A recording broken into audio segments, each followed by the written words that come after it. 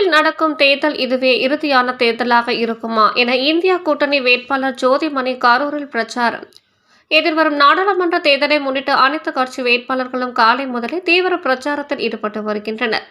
இந்நிலையில் இந்தியா கூட்டணி சார்பில் கரூர் பாராளுமன்ற தொகுதி வேட்பாளர் செல்வி ஜோதிமணி வேலுசாமிபுரம், கேவிபி நகர், செங்குந்தபுரம் என 25க்கும் மேற்பட்ட இடங்களில் பிரச்சாரத்தில் ஈடுபட்டார். அப்போது மீண்டும் பிஜேபி தலைமையிலான அரசு ஆட்சியில் அமர்ந்தால் இந்த தேர்தலை கடைசி தேர்தலாக கூட இருக்கலாம் என பேசினார். பிறகு மத்திய அரசு எதிர்க்கட்சி நாடாளுமன்ற உறுப்பினர்களுக்கு வைக்கும் கோரிக்கைகளுக்கு முறையாக நிதி ஒதுக்குவது இல்லை என குற்றம் சாட்டினார். மேலும் தமிழக அரசு செய்த நல திட்டங்களை பொதுமக்களுக்கு எடுத்து கூறி கை சின்னத்திற்கு வாக்களிக்குமாறு கேட்டுக்கொண்டார். உடன் கூட்டணி கட்சி நிர்வாகிகள் என ஏராளமானோர் உடன் இருந்தனர். நம்ம நாட்டிலேயே ரொம்ப வித்தியாசமான தேர்தல் 2019 நம்ம தேர்தலை சந்தித்தப்ப செந்தில் பாலாஜி அவர்கள் இங்க தேர்தலை பலத்த பிரச்சனைகளுக்கு இடையே முன்னிட்டு நடத்தினாங்க. இன்னைக்கு தேர்தல் நடந்துகிட்டு இருக்கு. ஆனா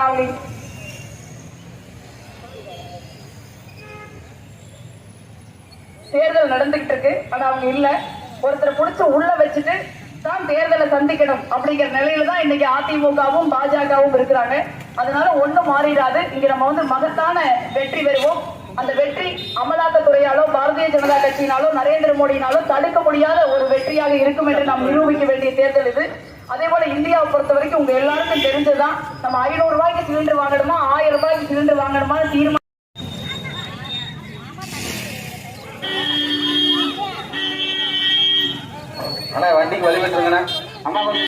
இந்த நம்ம நாட்டுல நடக்கிற கடைசி தேர்தல் இதுவாக இருக்குமா இல்ல இனிமேலும் தேர்தல் ஒழுங்காக நடக்குமா என்று தீர்மானிக்க வேண்டிய தேர்தல் இது. சாதாரண மக்கள், ஏழை எளிய மக்கள், விவசாயிகள், சிறு குறு நடுத்தர தொழில்கள் நடத்துபவர்கள், தொழிலாளர்களுக்கான தேர்தலாக இது இருக்கணும். அதனால நீங்க இந்த முறை மத்தியில் ஒன்றிய அரசாங்கத்தில் நரேந்திர மோடியின் மக்கள் விரோத ஆட்சி அகற்றப்பட்டு இந்தியா கூட்டணியின் சார்பில் நமது அருமை அண்ணன் தமிழகத்தின் மாண்புமிகு முதலமைச்சர் மு க ஸ்டாலின் அவர்களின் கரங்களை வலுப்படுத்துகிற ஒரு அரசாங்கம், எனது அருமை தலைவர் ராகுல் காந்தி அவர்கள் தலைமையிலான அரசாங்கம் அமைய வேண்டும். அதற்காக நீங்க கை சின்னத்துல வாக்களிக்கும் நான் கேட்டுக்கிறேன்.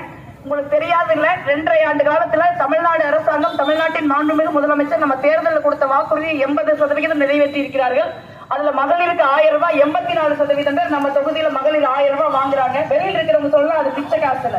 நமக்கு தெரியாது எவ்வளவு மரியாதையான நம்ம உழைப்புக்கு கிடைத்த அங்கீகாரம்னு. அந்த மாதிரி பேசுறவங்களுக்கு ஒரு எதிரான ஒரு ஓட்டை இந்த தேர்தலில் நம்ம செலுத்தணும். அதே போல காலையில பள்ளிக்கூடத்துல சாப்பாடு போடுறாங்க, படிக்கிற பிள்ளைங்க பசங்களுக்கு மாசம் 1000 ரூபாய் பணம் கொடுக்குறாங்க. இந்த மாதிரி திட்டங்களின் பட்டியலை நம்ம சொல்லிக்கிட்டே போலாம். அதே போல கரூர் நாடாளுமன்ற தொகுதியை பொறுத்த வரைக்கும், கரூர் மாவட்டத்தை பொறுத்த வரைக்கும் அந்த அமைச்சராக இருந்த செந்தில் பாலாஜி அவர்கள் கிட்டத்தட்ட 2.5 ஆண்டு காலத்துல ஏராளமான திட்டங்களை அவங்க கொண்டு வந்திருக்காங்க. 1.5 ஆண்டு காலத்துல கரூருக்கு விவசாய கல்லூரி முதல் கொண்டு நிறைய திட்டங்கள் வந்திருக்கு. அதே போல நாடாளுமன்ற உறுப்பினர் நிதி 2 வருஷம் கொடுக்கல. இருந்தாலும் கரூர் அரசாங்க மருத்துவமனையை மேம்படுத்தணும் சொல்லிட்டு அங்க ஏராளமான வசதிகளை நம்ம செஞ்சிருக்கோம். 20 கோடி ரூபாய் கரூர் அரசாங்க மருத்துவமனைகள், ஆரம்ப சுகாதார நிலையங்கள் இங்கு மேம்படுத்தப்பட்டிருக்கிறது. நாடாளுமன்ற உறுப்பினர் நிதியில 51% கல்விக்கு மட்டுமே நான் கொடுத்திருக்கேன். இந்தியாலேயே கல்விக்கு அதிக நிதி ஒதுக்கீடு செய்யப்பட்டது நம்ம கரூர் நாடாளுமன்ற தொகுதியில் தான். ஏறக்குறைய 100 பள்ளிக்கூடங்கள்ல நம்ம ஸ்மார்ட் கிளாஸ் போட்டிருக்கோம். ஏன்னா நகர்ப்புறங்கள்ல வசதியான பிள்ளைங்க பசங்க படிக்கிற பள்ளிக்கூடங்கள்ல கிடைக்கிற அதே